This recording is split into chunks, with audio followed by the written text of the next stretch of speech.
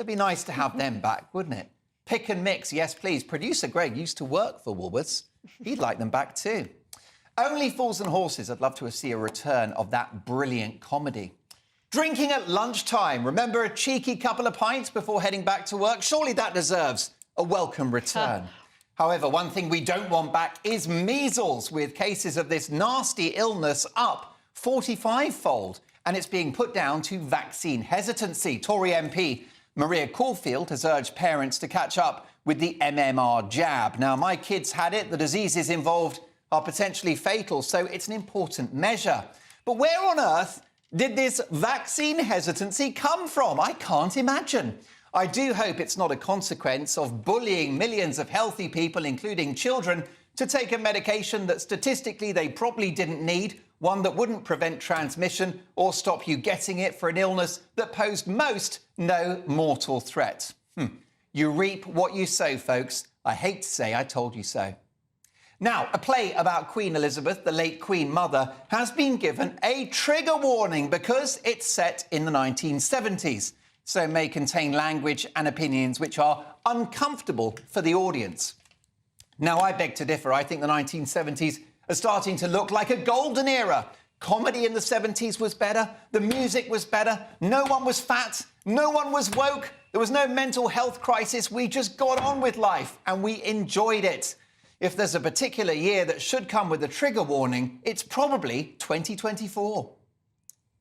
Now my heart bleeds for Germany, who, unlike the UK, have spent much of the last 12 months mired in recession. How the mighty have fallen. One of their top business chiefs has warned Germany is at risk of becoming, and I quote, a museum of prosperity, as train drivers launch their longest ever strike amid tensions over the country's finances. Now, I love Germany and the people are fantastic, but it's a once great nation which is now dealing with an explosion in homelessness, food banks, an energy crisis which had them reliant on Vladimir Putin for oil and gas, and a creaking industrial economy which makes our thriving service sector look like the future. This after years of finger-wagging that Britain was the basket case of Europe and would collapse after Brexit, many of those voices coming from Berlin.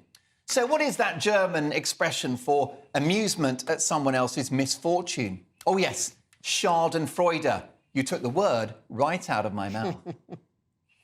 Now, my good friend and Tory MP Lee Anderson has been doing a bit of a hokey-cokey lately, in and out more often than a groom on his wedding night. Having said he would vote against the Prime Minister's Rwanda legislation, which led to his resignation as deputy chairman, he changed his mind and abstained. But now the big man has said he should have supported the bill in the first place, and he'd quite like his job back. Well, I think Rishi Sunak, if he was smart, would reinstate Lee Anderson, as he speaks for millions of ordinary people in this country. Like the famous shower scene featuring Bobby Ewing in Dallas, the two of them can pretend the whole thing was a dream. Rishi Sunak has a darn sight higher chance of winning the next election with Lee Anderson at his side than without. Rishi needs Lee. You'll love this story. One of the first councils in Britain to ban weed killer has dropped the strategy as the streets and footpaths became choked with weeds. There's a surprise. Ultra woke Brighton and Hove has been branded the city of Triffids after the bonkers council imposed a ban on the use of glyphosate, the active ingredient in most weed killers. Weeds standing up to 5 foot tall now block pathways, which means it's a nightmare for disabled people, the elderly and parents with prams. I thought the scariest thing about a trip to Brighton was the risk of being accosted by a militant vegan. But it seems the greatest peril is overgrown plants and stinging nettles. Yes, it seems that Brighton Council took plant-based a bit too far. Now, the Labour MP Rachel Maskell has become a laughingstock on social media after she tabled a question to Business Minister Kemi Badenoch, asking whether the government had considered the merits of bringing the post office under public ownership, not realising that the public already own the post office. We could chuckle about this, not for long though, because soon these people will be running the country. Will the last person that leaves Britain please switch the lights off and remember to feed the goldfish? The wokerati are in turmoil as man-bashing movie Barbie fails to win any significant awards. Apparently, Barbie herself is absolutely furious, but didn't have time to get worked up about it because she was busy emptying the dishwasher. And hey, those clothes don't iron themselves. Nina's not happy. No, I'm not. I think that's great. Way! It's all kicked off with the pundits. Last but not least, as speculation grows about Rishi Sunak being ousted before the next election, here is an exclusive Friday Night Live with Mark Dolan top 10 countdown of the key names who could replace Rishi Sunak. In at number 10, how about this? Could it be? Would you do this? Is it brave? Do we bring back Liz Truss? All is forgiven. Would she deliver the knockout blow in round 2 of being PM? In at number 9, possible replacement for Sunak, Jacob Rees-Mogg, GBNews superstar, and a man who would bring not just fine Victorian values back to this country, but a Victorian wardrobe as well. In at number 8, former GB News presenter and the government minister for battling woke, Esther McVey. As PM, could she wipe out PC? She might be worth a go. At number 7, replacements for Rishi Sunak. How about Penny Mordaunt, famous for her massive sword? She kept that quiet. At number 6, dare to dream. Find a safe seat or a place in the House of Lords and bring back Boris. The problem is, Nina Mishkov, he's making a fortune on the speaking circuit. He can't be bothered to come back. He doesn't need it. And given the fact that he's got at least 27 children, can he even afford to be Prime Minister? At number 5, you'll like this one, Peter. ITV's Stephen Mulhern, star of Deal or No Deal, Catchphrase and Dancing on Ice.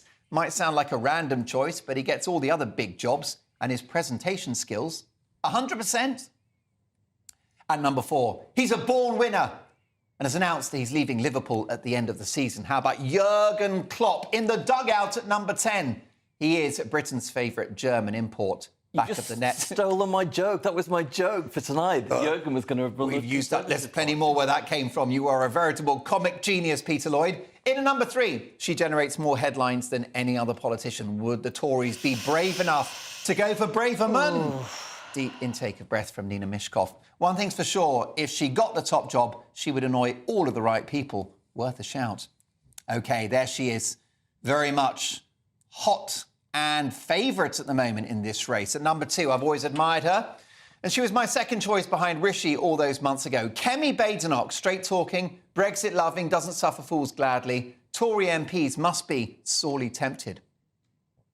OK, back to me, Ran, because the last but not least option, number 1 of potential replacements for Rishi Sunak, it is the nuclear button.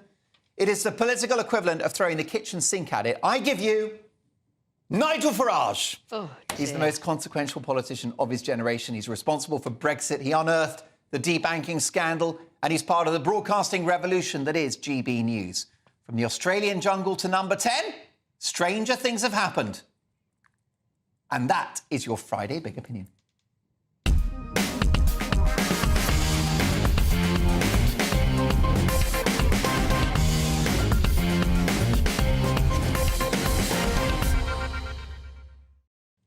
Now, let me tell you, producer Greg did work at Woolworths and he stole from the pick and mix, which is why they went bust. And that's a fact. OK, let's get a reaction now from my brilliant Friday friends, Nina Mishkov and Peter Lloyd. Nina, what do you think about my runners and riders for new Prime Minister? If Sunak goes, which I think is a terrible idea, who should replace him? Larry the cat. It's not a bad shout. Larry the cat's brilliant. He looks to neither right nor left. Everybody does exactly what he tells them. He's a brilliant leader. There's no chaos about him. He's entirely clean, hygienic. And he's just brilliant. Definitely, and I've seen him attacking pigeons. So he's got that sort of attacking instinct. He can do whatever he likes. He's a predator. Absolutely, and the door of number 10 always opens for him. He doesn't need the expense of a moving van to bring him in. He's a perfect candidate. Given your feline answer, this tells me that you're not very confident about some of the people on that list who could be our next Prime Minister. Honestly, none of the the Tories are going to be Prime Minister. They are absolutely not. And if they change now, that's just another nail in the coffin, because people are just sick of it. There's just constant churn of ever decreasing talent. You'd rather see the back of this Conservative government. God. I know you're not Keir Starmer's biggest cheerleader, but I think you'd rather have Labour than the Tories? I would rather have Labour than Tory. You know, Keir is my MP. I didn't vote for him, but I'd rather. What a ringing endorsement. No. I don't vote Labour, but Given a choice. Given a choice, of course, I would vote. But Keir Starmer. therefore, if you want a Labour government, surely it'd be bad news if the Tories got rid of Sunak, because it couldn't be much worse for them. Somebody else could give them a bounce. I don't think anything can give them a bounce. I mean, honestly, the majority of this country wants them out. OK, well, I'm going to be speaking to Philip Davies MP very shortly. Interesting. Peter Lloyd, he's got skin in the game. Yep. But as an astute political commentator, what do you think of my list of 10? Well, like I said, I'm really annoyed that you stole my thunder on that gag, because I think Jurgen Klopp would be the perfect choice to lead the Tories. For all the reasons Nina's just said, I think the party are essentially a busted flush. I think they've got no hope of ever getting in to number 10 again at the next election. I think they're going to get massacred. Their only hope is to get Jurgen back in. And look, he's available. He's available. He knows how to organise a team. He knows how to organise a team. Big on discipline in the dressing room. You know, I don't want to know about the dressing room at number 10, thank you very much. Would he show Michael Gove the red card? I think he, and a few others, I think, as well, yeah. So I just think it's an obvious choice, I just Jurgen in. thought about the post-match bath involving Michael Gove. Yeah, and imagine all those headshots of, like, Jurgen, like, growling and looking annoyed in what... There are a couple of people that you've spoken positively about in the past, including Suella Braverman. I think you feel that although she's not perfect, she says what a lot of people are thinking. She could be the joker in the pack for the Tories. I think so, and I appreciate that a lot of people like Kemi Badenoch, and I do think she's shown real promise as Secretary of State for Business and Trade, but I think that actually Suella is the more obvious choice. So you feel that now's not the time for Kemi, that it's premature? Yes, a little bit. I think maybe in 5 or 10 years' time she'd be the perfect candidate, but not just yet. How much further to the right do you need to go? I mean, Suella Braverman, for heaven's sake. I don't think she's that right. I think she's common sense. I think she's an everyman figure. Common sense? She is not. She is not. People despise her. People love her. People in North London despise her. No, not necessarily just North London. People around the country who have any kind of humanity despise her. Oh, no, they don't. People love her. I tell you what, let's debate this. What do you think? Well, we're going to debate it next, because if Rishi Sunak is ousted, can Kemi Badenoch or perhaps Suella Braverman save the Tories? We'll speak to a man who definitely cares about this. Influential Tory backbencher, the brilliant Philip Davies, is next. See you in 2.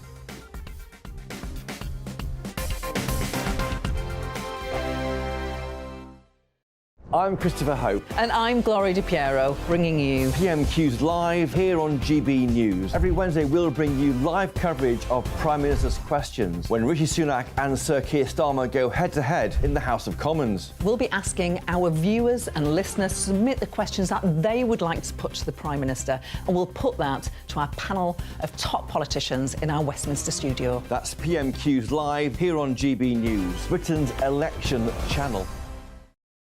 Good afternoon, Britain. Good afternoon, Britain. Join us, Tom and Emily, To find out what's happening in the heart of Westminster. and why it matters to you. Weekdays from midday, we bring you the most compelling stories from across the United Kingdom. And from your doorstep to our inbox, That's right, we want to hear from you, GB News. Britain's news channel. Wake up to the headlines with Headliners every morning at 5 a.m. We treat you to the day's biggest stories before anyone else, 7 days a week. You can catch up on everything you need to know before you've even had your kippers. Headliners every morning at 5 a.m. only on GB News, the People's Channel, Britain's news channel. GB News, unlike other broadcasters, isn't obsessed with the London-Westminster bubble. We think there's a nation beyond the M25, and that's why we talk about the issues that matter across the land. Join me on State of the Nation, 8 to 9 o'clock Monday to Thursday on GB News. Daisy's listening, and you should too. In the GB Newsroom, we bring you the news as it happens. With our team of dedicated journalists across the UK, we're ready to give you accurate reporting every day. When the news breaks, we'll be there with bulletins on GB News, the People's Channel, Britain's news channel. Big news, big debates, big opinion. Patrick Christie's Tonight is the week's biggest show. Every weekday, 9 to 11 p.m, we've got the inside track on the day's top stories. There'll be sharp takes you won't get anywhere else. We will set the news agenda, not just follow it, and I want to bring you along for the ride. Whatever it is, we'll have our finger on the pulse. It's news, but it's this close to entertainment. Patrick Christie's Tonight, 9 to 11 p.m, only on GB News, the People's Channel, Britain's news channel. Your weekend starts here with Friday Night Live with me, Mark Dolan, 8 till 9 on GB News. Big stories, big guests and big laughs as we get you ready for a cracking weekend. That's Friday Night Live with Mark Dolan. Fridays 8 till 9 on GB News. Bring your own drinks. The admission's free. I'm Andrew Doyle. Join me at 7 o'clock every Sunday night for Free Speech Nation, the show where I tackle the week's biggest stories in politics and current affairs with the help of my 2 comedian panellists and a variety of special guests. Free Speech Nation, Sunday nights from 7 on GB News, the People's Channel, Britain's news channel. Explosive royal chat coming as the King tonight recovers in hospital. Should Charles share more of his duties with William and prepare his son for the throne? But first, the Telegraph newspaper report that MPs loyal to Rishi Sunak have tried to change the Tory party's leadership rules to protect the PM from a challenge. Harriet Baldwin, the chairman of the Commons Treasury Committee, proposed tripling the number of MPs required to submit a no-confidence letter to the 1922 committee to trigger a ballot. This follows calls from Sir Simon Clarke, who was Sunak's number 2 at the Treasury, for the Prime Minister to go. Clarke said that extinction is a very real possibility for the Conservative Party if Sunak leads it into the next election. A figure tipped to potentially replace the PM is the highly regarded Business Secretary Kemi Badenoch, a no-nonsense pro-Brexit figure who has won plaudits for her pronouncements against wokery in our institutions. So, could Kemi Badenoch save the Tories? Let's speak to someone with skin in the game, former GB News presenter and now regular contributor, Conservative MP Philip Davies. Philip, lovely to see you again. Defeat is certain. You've got nothing to lose. Time to roll the dice. No, this is a load of old nonsense, Mark, to be perfectly honest. You know, there's going to be a new Liverpool manager before there's going to be a new leader of the Conservative Party, so you'd be better off doing your runners and riders for the new Liverpool manager, to be perfectly honest, rather than the new Conservative leader. We've got the Prime Minister. Everyone's obsessed with personalities, and that's all we hear. It's all about personalities.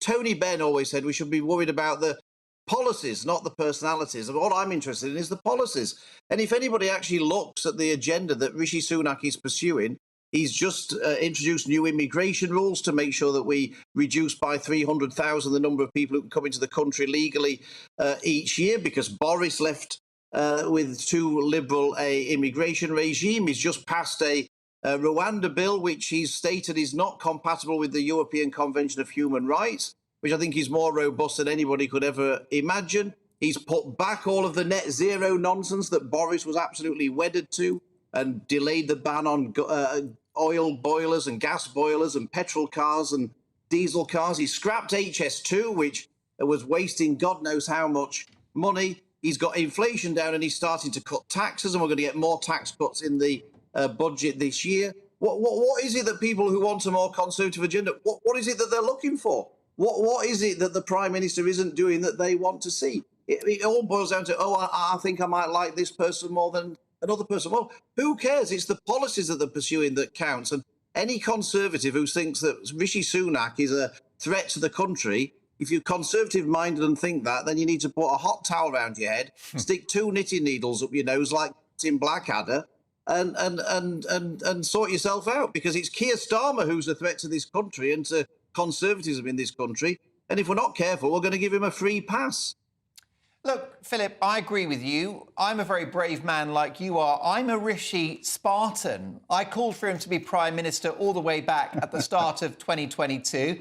I think he's wildly underrated. I think he is far better than Keir Starmer as a potential CEO of the country. But why won't the party unite behind him? Why is it just you and me that think he's good? Well, actually, Mark, the overwhelming majority of the parliamentary party are united behind him. You can find one or two people who aren't, but of course they get a disproportionate amount of publicity. I mean, I think I can count two Conservative MPs who have said that Rishi should go. That's hardly not a united party. You could probably find two Labour MPs who think Keir Starmer shouldn't go if you looked hard enough. So, look, I mean, we've got to stop this circular firing squad where we basically just sort of shoot at each other. We've got to recognise that the real threat to the country is Keir Starmer and the sort of politically correct nightmare that he would inflict upon us, and we've got to turn our guns on him. So I think the parliamentary party is united, apart from one or two people who are either fighting a future battle or fighting past battles and settling old scores. Of course, Labour would point to their lead in the polls and they would argue that it's clear Britain is ready for a change. They would argue the Tories have made a Horlicks of the country over the last 14 years. Now, fascinatingly, Sky News' Sam Coates is speculating that the Prime Minister could be bounced into a snap May general election in order to see off his leadership troubles. Do you think that could happen? Do you think a May poll could be happening? No, I don't think that's going to happen at all, and I wouldn't be listening to Sam Coates for any insight into what's going on in the Conservative Party. To be perfectly honest, if he was the last person that was commenting on the subject, to be perfectly frank, so no, I think that's a load of old nonsense. There is no threat to Rishi Sunak's leadership of the Conservative Party. So let's get on to the issues. Let's start talking about the substance of what each party wants to deliver, because otherwise we're going to sleepwalk into a Labour government, and Keir Starmer is hoping to get elected by saying nothing and doing nothing and hoping nobody notices. And we mustn't allow that to happen. We must not allow that to happen. Philip, you always speak so well. Let's bring my Fantastic Friday friends into this. Political commentator Peter Lloyd and newspaper legend Nina Mishkov. Nina, I think if we're talking about potential leadership candidates, I'd like someone of the qualities of Philip Davies, talking common sense and talking up his party. Well, you say talking common sense, but Philip, you kind of brushed over all the catastrophes and chaos of what's been going on in the Tory government in the last certainly few weeks, and probably longer. I mean, I'm sorry, but you're all fighting like rats in a sack.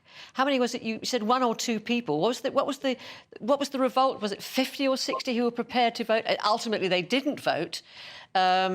But honestly, you can't just smooth over it as if nothing had happened. You can't say, nothing to see here, because it's pretty disastrous. There you go. Philip, are you underplaying tensions within the Conservative Party? I had Andrea Jenkins on the show a couple of weeks ago, and she said that over 29 letters may have gone to the 1922 committee. Of course, we know the golden number is just over 50. Yeah, but the only person who knows how many letters there are is Graham Brady. It's not Andrea, with all the greatest respect. And Nina talks about the 60 MPs who were against Rishi. I was one of those 60. I voted for the amendments to the bill, but it doesn't mean I don't support the Prime Minister. I completely support the Prime Minister. I look at bills on their merits. I'm not interested in the personality. I look at each thing on its merits, and I voted for the amendments, but I'm completely behind Rishi Sunak. And all I do know is that nobody is really keen on Keir Starmer or the Labour Party. We're in danger of handing them to it on a plate, and that's the tragedy of all this. Labour aren't winning anything at all. They're hopeless. There you go. Are we going to get a Labour government by default, Peter Lloyd? Yeah, I suspect so, and I think the rest of the country believes this too.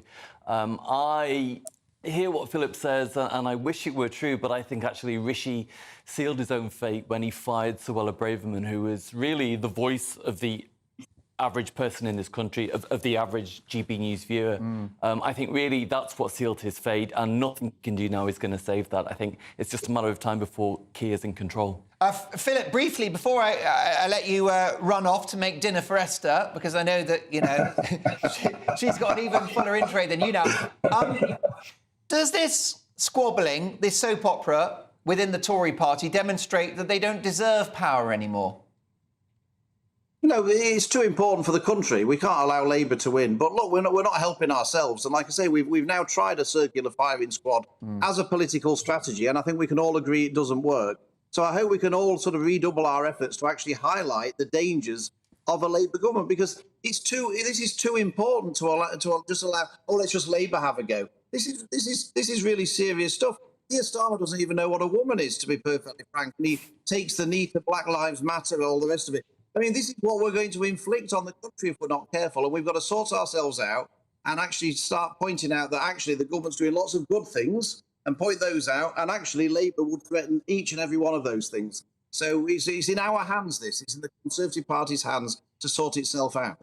Philip, great to have you back on the show. Have a cracking weekend and we'll speak soon. My thanks to Philip Davies, Conservative MP, who backs Rishi all the way, thinks talk of leadership elections is madness. Coming up as Charles goes into hospital, should Prince William up his royal duties in order to support his father and prepare for becoming king? I'll be asking former royal correspondent and TV news legend Nicholas Owen. Don't go anywhere.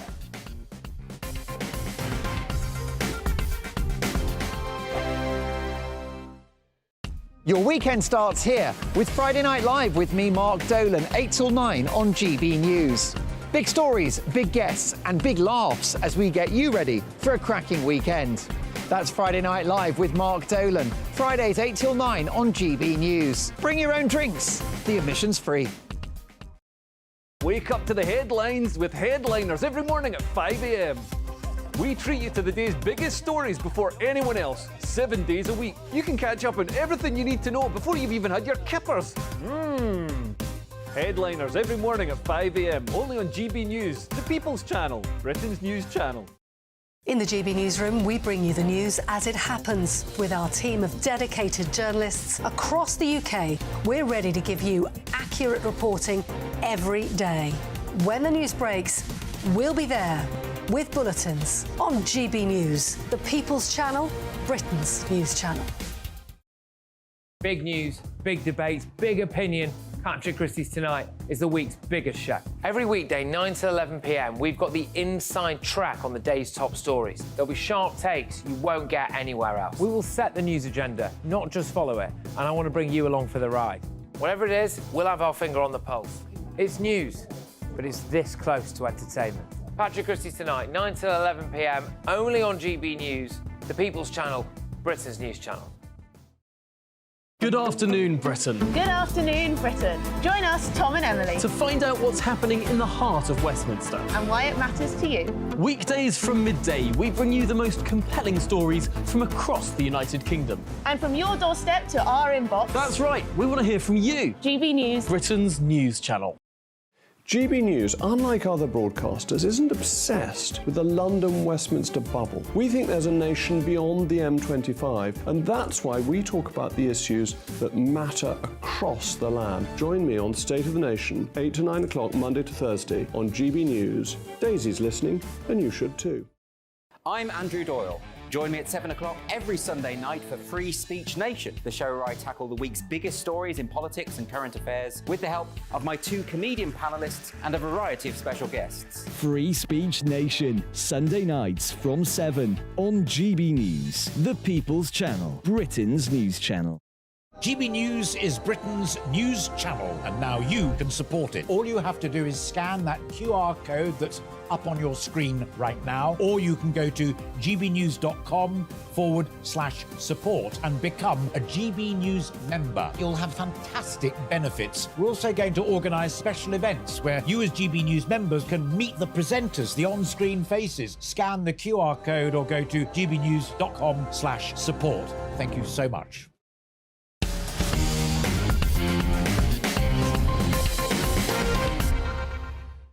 Coming up as the government appoints a regulator to tackle BBC bias, and with a top government scientist telling the COVID inquiry that our national state broadcaster misrepresented COVID to encourage lockdowns, can we still trust the BBC? We'll speak to an ex-BBC star who's not happy with his old employers. But first, following a medical procedure to treat an enlarged prostate, King Charles remains in hospital tonight as he makes his recovery.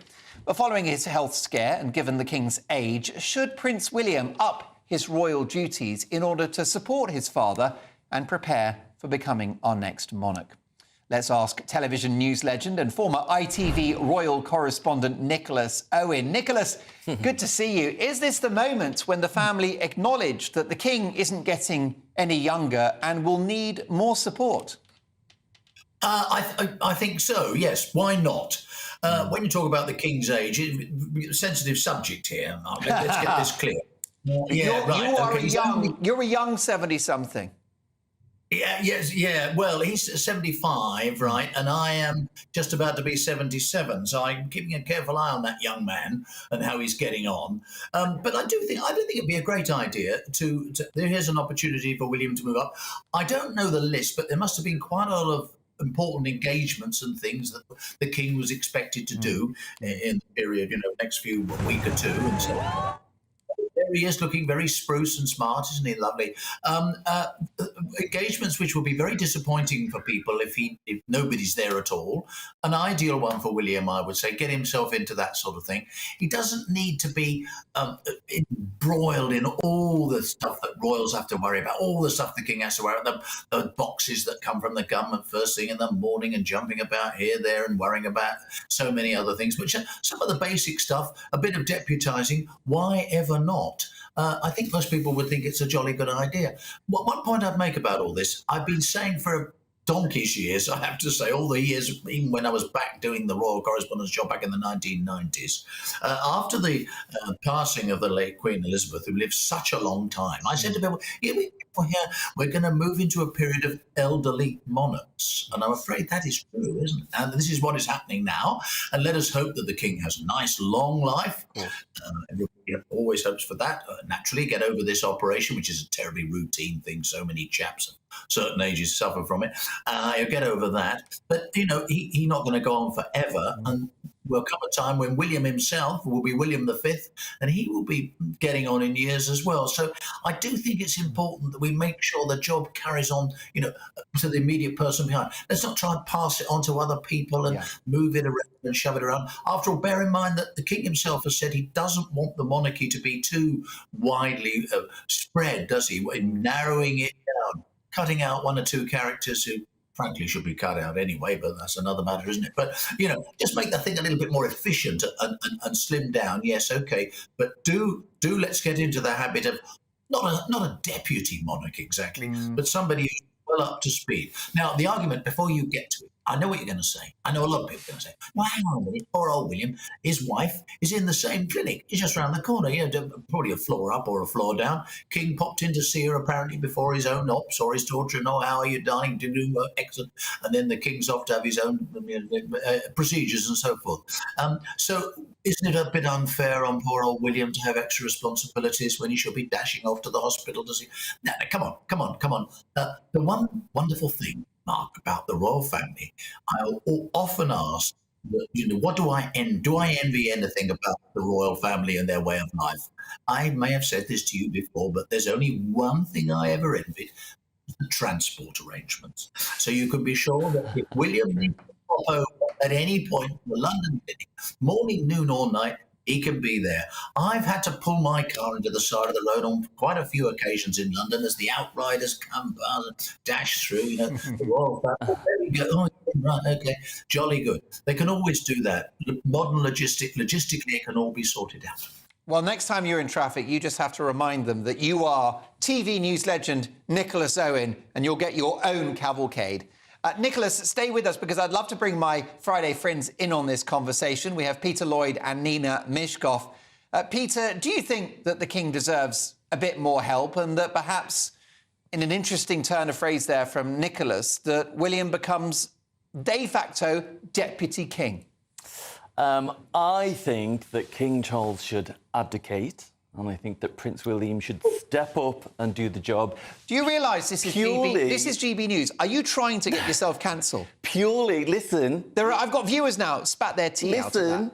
The king abdicates? Listen.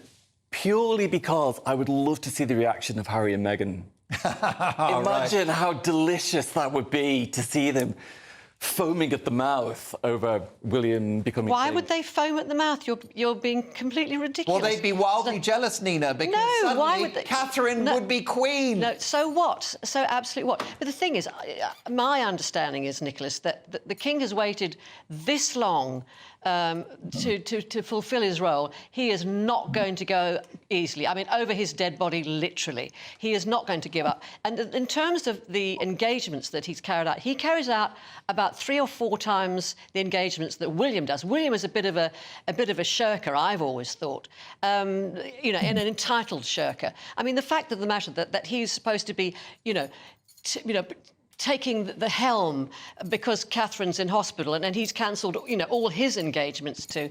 Well, honestly, that seems ridiculous to me. He should be doing his share anyway. But I mean, he and Catherine do about a quarter of what the king does, and Anne. Those two are stalwarts.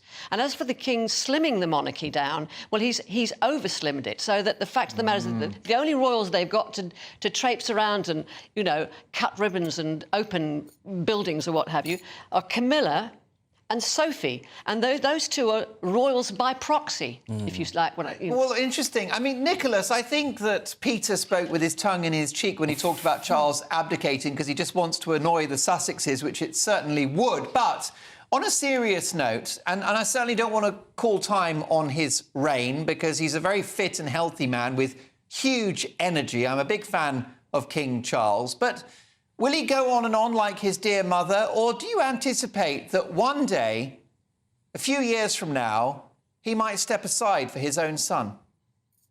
I can't really see it. I don't think so.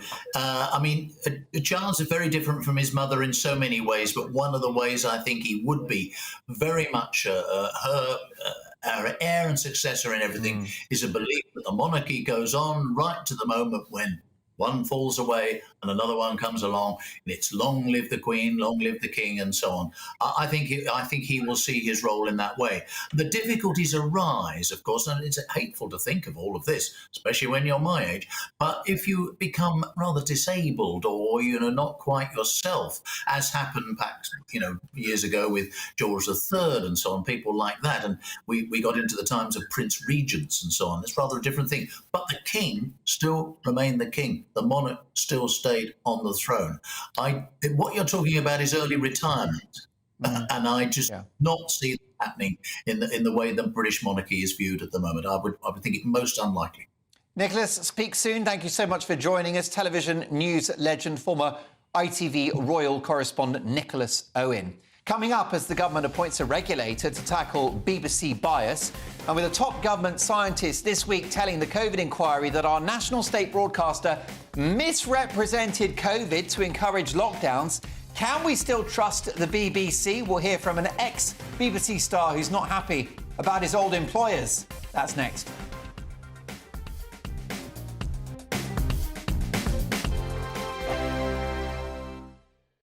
Join us every night on GB News at 11 p.m. for Headliners, which is 3 top comedians going through the next day's news stories, which is exactly what you need, because when the establishment has gone crazy, you need some craziness to make sense of it.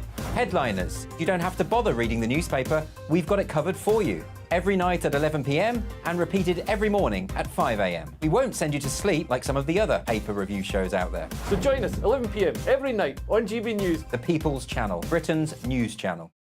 Tired of the usual focus-tested, pre-prepared Westminster runaround? Well, so am I. So you want higher taxes? Is your department to blame for this? Are you rethinking this policy? Every Sunday at 9:30, I'll be sitting down with those in power to get the truth about the issues affecting you. Let's be honest, we've known about the cost pressures of this project for years, not months. That's the Camilla Tominey Show, a politics show with personality. On GB News, the People's Channel, Britain's news channel. I think the most exciting bit for me is talking to people. People who I think are ignored often by the major news channels. We're going to give news they want to hear. There's a voice there that needs to be heard. I think there's a chance here for a diversity of opinion to be expressed, which you don't find elsewhere. It's really exciting. We don't hold back. We're free to say how decisions that are taken here affect us all around the country. Only on GB News, the People's Channel, Britain's news channel. Good afternoon, Britain. Good afternoon, Britain. Join us, Tom and Emily, To find out what's happening in the heart of Westminster. and why it matters to you. Weekdays from midday, we bring you the most compelling stories from across the United Kingdom. And from your doorstep to our inbox. That's right, we want to hear from you. GB News, Britain's news channel. Every Sunday from 11, join Michael Portillo. There'll be topical discussion, looking at the week before and the week to come. So kick back and relax at 11 a.m. on Sundays on GB News with me, Michael Portillo. GB News, the People's Channel, Britain's news channel. Your weekend starts here with Friday Night Live with me, Mark Dolan, 8 till 9 on GB News. Big stories, big guests, and big laughs as we get you ready for a cracking weekend. That's Friday Night Live with Mark Dolan. Fridays 8 till 9 on GB News. Bring your own drinks. The admission's free. Big news, big debates, big opinion. Patrick Christie's Tonight is the week's biggest show. Every weekday, 9 to 11 p.m, we've got the inside track on the day's top stories. There'll be sharp takes you won't get anywhere else. We will set the news agenda, not just follow it, and I want to bring you along for the ride. Whatever it is, we'll have our finger on the pulse. It's news, but it's this close to entertainment. Patrick Christie's Tonight, 9 till 11 p.m, only on GB News, the People's Channel, Britain's news channel.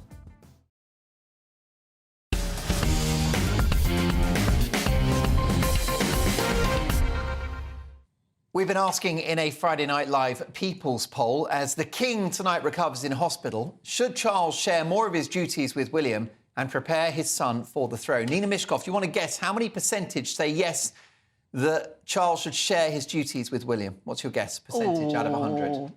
35. OK, you think, and then what do you think percentage, Peter Lloyd? 20. 20. Well, you're both wrong, because 83.3% of my viewers and listeners say that Charles should share his duties. 16.7% say no, so you're all backing a bit of help for our lovely king. By the way, can I just add that we wish him a speedy recovery in hospital, as well as our fabulous Princess Catherine. Now, the broadcast regulator Ofcom is to gain more powers over BBC online services, including the BBC News website, amid concerns about the organisation's impartiality. Meanwhile, a former government advisor and eminent epidemiologist, Professor Mark Woolhouse, has told the UK COVID inquiry this week that the BBC was allowed to misrepresent the risk posed by COVID to most people to boost public support for lockdown. He lambasted the corporation for having repeatedly reported rare deaths or illnesses among healthy adults as if they were the norm. He said this created the misleading impression among BBC News viewers at the start of the pandemic that we're all at risk and the virus does not discriminate. Of course, we discovered that it very much does. So can we still trust the BBC? I'm delighted to welcome former BBC radio star Alex Dyke. Alex, great to have you on the show. Is the BBC politically biased, do you think? I think it's impossible for the BBC to be impartial all the time, Mark. There's 21,000 people working for the BBC, and we're human, and we sometimes can't help if our opinions spill over into the workplace. I think the BBC try, and maybe they try too hard. But it's a tough one for them. How can the BBC not be biased? What about this idea, of course, the top epidemiologist and advisor to the government saying that they essentially exaggerated the threat of COVID in order to support the case for lockdowns? That shouldn't be happening, particularly from our national state broadcaster, should it? Well, it's funny that I heard about this today, and I have bored my family for Britain all through COVID. When the BBC News at 6 o'clock came on, I would say to them, I reckon, and I've got no proof of this, and no one at the BBC ever did this, as someone who worked in the media like you for many years, I said to my family, I think they are laying this on with the trowel because they don't want people going out, they don't want people mixing, and I think someone at the government has said something to the big news organisations, particularly the BBC, that we need to frighten people to get them to stay in. I always thought that was the case. I think this is very interesting hearing this today. Definitely. Alex, let's bring in my brilliant Friday friends, Peter Lloyd and Nina Mishkov. Peter, do you think the BBC has an impartiality problem? Yeah, I think it's absolutely irredeemable. Alex was talking about there being 21,000 employees. Well, I would estimate that probably about 90% of those are activists rather than journalists. I think it's long been partial. I think it's long been the media operations for the Labour Party, and I think it's long been a cause of discontent amongst the media narrative. So I would quite happily see it collapse. Wow, Nina, you're not agreeing with Peter. That's so ludicrous and over-exaggerated.